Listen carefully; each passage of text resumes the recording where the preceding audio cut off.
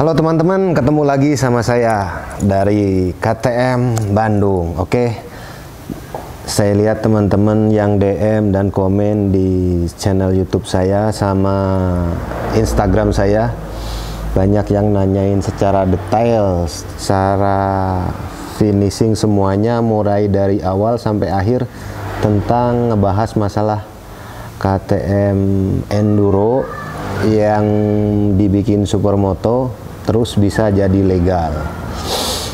Oke, kita bahas mulai dari speknya. Banyak juga yang penasaran, mulai dari ukuran pelek, ban, gear, semuanya itu banyak yang ditanyain sama teman-teman semua. Terus detailnya sama motor baru semuanya itu apa aja nanti kita jelasin. Oke, kita mulai sekarang muter-muter. Oke, kita bahas masalah unit dulu. Kita kalau beli unit baru apa aja yang didapat? Oke, kita buka dulu ya. Ini ada, di sini ada kelengkapannya. Jadi kalau untuk motor enduro semuanya itu udah lengkap karena dia harus standar Euro. Mulai dari spion, handguard, terus di sini nih sudah dapat kabel wiring buat ini apa? Lampu sen kanan kiri. Kabel wiring ini ada lengkap di sini. Terus di sini juga pasti dikasih sen juga. Yang jelas kabel sennya ini udah ada juga. Dikasihnya 4 biji teman-teman. Sama kelengkapannya juga semua udah ada. Ini kalau beli baru ya. Terus di sini di manual book di dalam ada stiker di sini. Ada keterangannya juga biasanya. Ada keterangan namanya itu packing list. Sorry, ini mungkin karena stok lama jadi packing listnya itu ada keterangan di buku manual semuanya. Di sini ada keterangan tipe motor. Nah, di sini ada buat dudukan handguard, pernak-pernik. Ini buat dudukan spion biasanya, bisa jumper. Jadi di bagian buku itu biasanya ada packing list, keterangan kalau beli unit baru itu adanya apa. Nanti bisa teman-teman periksa, semuanya dicocokin semua. Ada yang ketinggalan nggak? Kalau nggak ada bisa komen kalau beli baru. Biasanya kalau dari dealer resmi nggak ada. Terus teman-teman juga, saya suka aneh. Ada juga yang komen, mau dipasang di mana dudukan plat nomornya. Ini kita kan juga dikasih. Nah, ini tinggal dipasangin aja di sini. Nah, di jumper di sini. Udah nanti jadi di sini tempatnya lampu sen. Nah, ini tinggal ke sini. Nah, ini yang ininya dilepas. Udah tinggal masang lagi udah. Udah ya kalau untuk motor baru. Terus apalagi? Nah, ini yang penting. Kalau untuk tipe enduro, kelihatan nggak? Kalau untuk tipe enduro biasanya dia dapat faktur. Fakturnya itu bukan dari dealer aja, tapi fakturnya dari ATPN. Jadi di sini ada keterangan tuh, ada tulisannya untuk PPKB, ya kan? Terus yang kedua ada tulisannya untuk STNK. Nah, ini baru namanya resmi. Terus ada sertifikat, nomor NIK, nomor rangkanya semua. Ini dari uji tipe juga sudah pasti. Faktur ini keluar karena kita sudah lulus uji tipe gitu loh. Terus ini semua dasar buat pengurusan biar jadi STNK BPKB. Dan ini berlaku di seluruh wilayah NKRI Indonesia. Di negara kita berlaku ini. Kalau di Malaysia mah nggak berlaku guys. Ini kan wilayahnya Indonesia. Jadi teman-teman kalau mau beli motornya itu di Bandung, di Jakarta, teman-teman tinggalnya di Aceh atau di Makassar, Papua, Kalimantan, cukup bawa faktur ini sama digesek. Jangan lupa, nih saya udah gesek nih ya. Nah, gesekan, coba lihat, periksa hasil. Nah, gesekan kayak gini mah gampang lah. Ini mah sama dengan semua motor, semua mobil, kendaraan juga ada. Tinggal minta ke bagian BBN baru. Nah, ini syaratnya sama KTP 2 lembar, sudah tinggal datang ke Samsat wilayah masing-masing. Jadi nanti si motor ini udah bisa jadi terbit STNK BPKB. Untuk biaya berkisar antara 13 sampai 15 juta. Kalau dari 2,5, 3,5 dan 300. Kalau untuk CC yang ke atas itu beda biayanya. Oke, kita balik lagi ke sini sekarang. Kita bahas masalah ini. Ini kan tipe motornya enduro. Banyak teman-teman nanya, bisa dipakai harian nggak? Kenapa kalau untuk dipakai buat harian saya saranin tipe enduro? Karena dia low kompresi. Ya, jadi mesinnya tidak cepat panas. Terus dia sudah dilengkapi dengan extra fan yang udah otomatis bawaan standar dari pabrik. Gitu loh, guys. Terus dia juga 6 speed. Gitu loh. Karena gearboxnya 6 speed, makanya saya bisa bilang bisa dipakai buat harian. Untuk jalan raya rata-rata pakainya kan suka ngebut tuh kenceng. Kalau yang suka ngebut pasti ngebut, kalau yang suka pelan pasti pelan. Ya gitu loh. 250 cc aja udah bisa tembus 180 km per jam. Saya udah pernah nyobain itu. Oke. Sekarang kita bahas masalah pemakaian spek. Untuk masalah pemakaian spek, kita lanjut ke sini. Nah, ini kita bahas untuk ukuran ring pelek. Untuk ukuran ring pelek depan biasanya standar maksimal ini ya. Ini standar maksimal yang biasa kita pakai. Kita biasa pakai untuk kalau pelek sama wheelsetnya Supermoto ini kita samain antara untuk balap dengan harian itu ukurannya kita bahas maksimal aja ya, ukuran maksimal. Untuk depan maksimalnya itu di 350. Depannya lebarnya 350. Terus untuk ukuran bannya kalau maksimalnya itu di 120, selebihnya itu pasti sudah mentok ke kanan kiri karena triple camnya ini nggak cukup, kecuali mau upgrade triple cam baru bisa gitu. Kalau masalah kita bicara masalah pelek. Terus yang kedua kita yang perlu diperhatikan lagi kesini guys, ini sekalian kita produk kita juga nih, piringan teban depan ini diganti sama yang 320 mili ya. Terus ini ketebalannya juga bervariasi, setiap merek itu variasi gitu. Cuman saya bikinnya itu 3,5 mili anti floating guys. Anti floating itu aja, jadi dia bisa bilang anti panas muai. Jadi ada penguncinya di sini. Jadi panasnya bisa langsung kebuang. Itu untuk depan ya.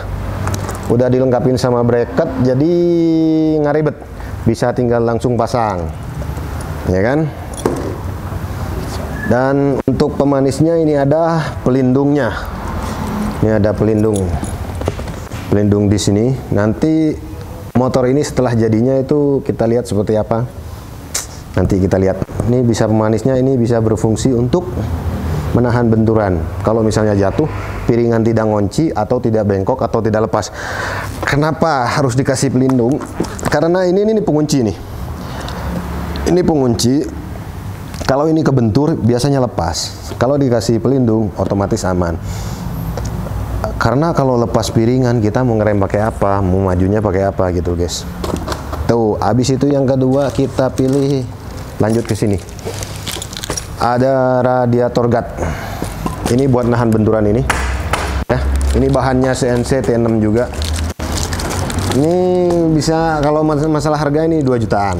Ya kan? Sekalian saya bahas nih masalah harga. Ini 2 jutaan. Ini 800 ribuan. Ini piringannya itu harganya 2 jutaan. Kita lanjut ke disc brake belakang. Disc brake belakang mah udah hampir sama ya. Sama dengan yang model orinya sama, cuman beda ketebalannya aja. Ini untuk pelindung disc belakang gitu loh. Untuk pelindung disc belakang harganya sekitar 800 ribuan, ganti sama bracket-bracketnya.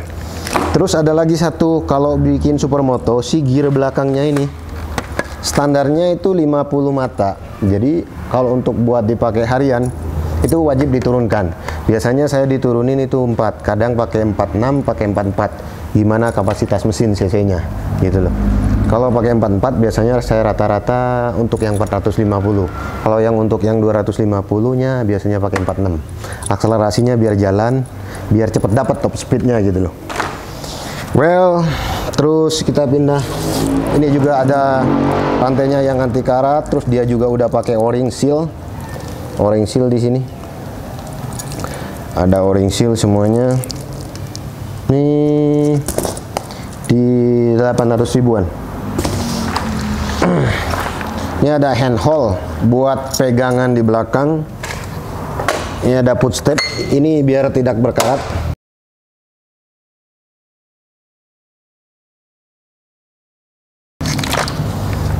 Well, setelah itu kita lanjut ke bagian pelek belakang. Untuk rim pelek belakang, kita buka nih pengamannya nih. Untuk pelek belakang ini biasanya maksimalnya itu pakai di ukuran 500. Maksimal di 500. Cuman kalau untuk tipe enduro, tipe KTM sama Husky Enduro ya tipenya ya. Kalau peleknya dimaksimalin 500, bannya itu maksimal di 150. Kalau dia pakai ban 160 dia nggak muat. Karena si swing armnya beda dengan tipe yang kompetisi. Beda dengan yang tipe kompetisi guys, jadi mentok. Kalau mau pakai ban 160, peleknya harus dikecilin pakai 425 gitu loh. Tapi jadinya kurang semok, kurang enak dilihat gitu loh guys. Oke, well untuk motor ini kita lihat dengan spek aksesoris seperti tadi. Jadinya seperti apa, habisnya itu berapa. Dan mungkin ini ada request dari bos kita dari Kalimantan. Dia mengambil ini sehitung-hitung total sama Recluse ya, pingin Matic juga. Nanti kita bahas masalah Matic. Bisa Matic, bisa manual, itu mungkin sekitaran 250 jutaan, oke?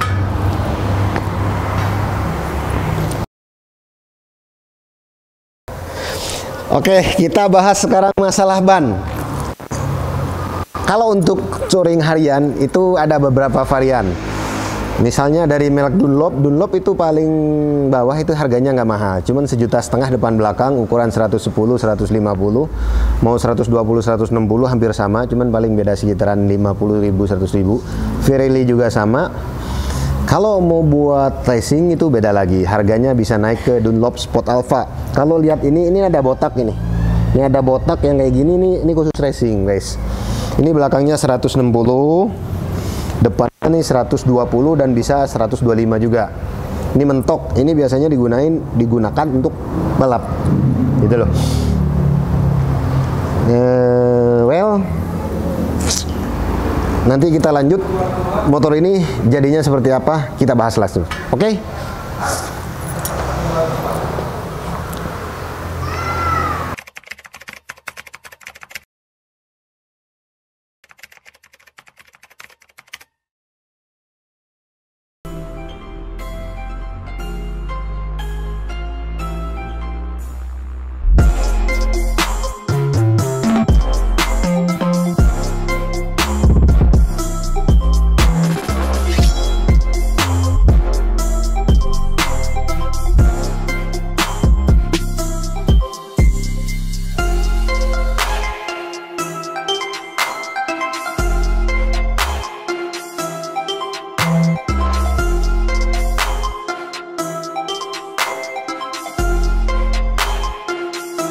Oke guys, ini penampakannya udah jadi, semuanya udah terpasang, Recluse Matic-nya juga udah terpasang.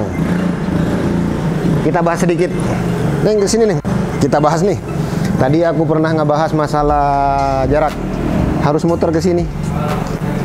Kalau tipe enduro sama kompetisi itu beda swing armnya nih. Ini pakai ukuran 150 pelek 5, ini udah segini jaraknya kanan kiri ya.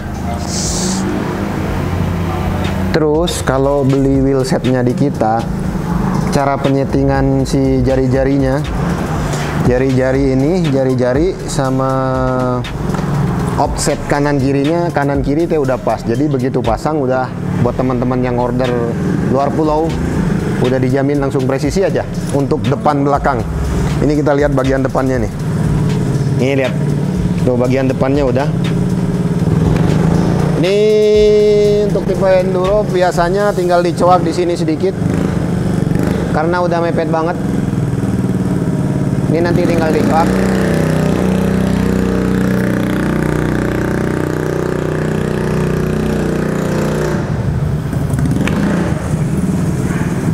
Yang terpenting itu kalau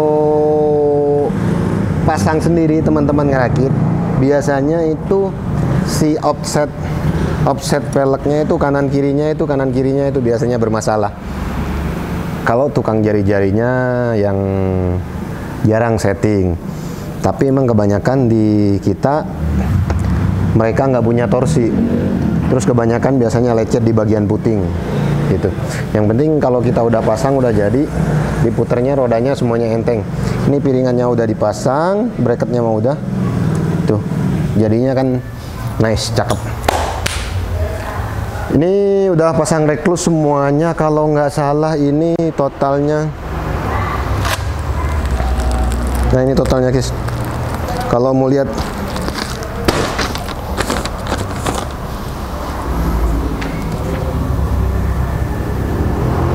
totalnya segitu sama biaya penerbitan STNK. Jadi ini buat ke Kalimantan, surat-suratnya pakai Bandung. Jadi nanti misalnya mau dijual lagi bosen, balik lagi ke kita, jadi gampang gitu.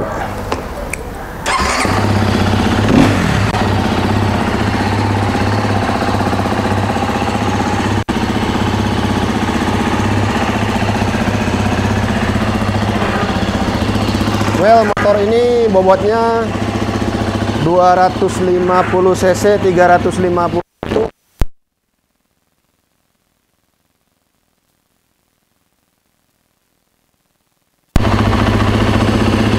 Ini bisa masuk gigi kayak yang sebelumnya karena udah recluse. Bisa sambil ngorong guys, sambil pegang pupil gitu.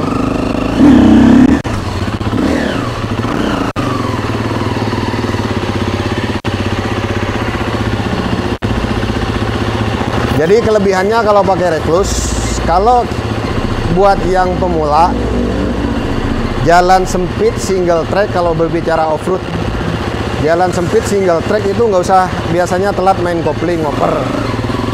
Nah, kalau nggak pakai recluse dia harus main kopling. Nah, untuk koplingnya juga bisa berfungsi dengan normal, jadi bisa kopling aja. Kalau pas lagi nanjak butuh cepet, nggak ada masalah dia. Mau tanpa lepas ya, tanpa dikopling gitu loh. Jadi di channel saya bilang, nggak enak bos jadi banci, sudah terbiasa dengan kopling. Itu salah, saya benarkan. Jadi recluse ini fungsinya jadi multifungsi, mau dikopling boleh, nggak dikopling.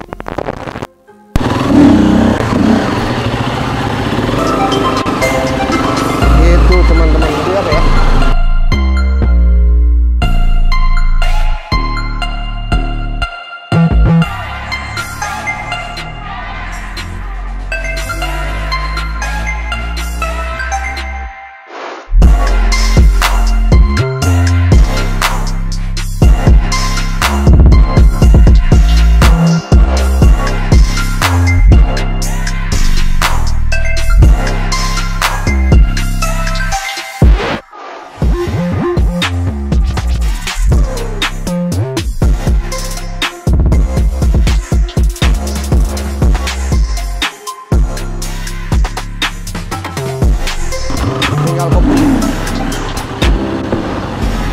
Itu jadi mudah dan gampang dikendaliin.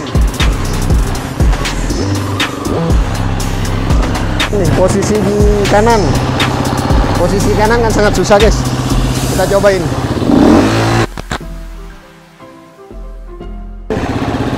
Ini posisi yang sangat susah kalau kita terhaluan di hutan. Kita prakteknya pakai ban supermoto karena nanti mau dibikin double wheel set.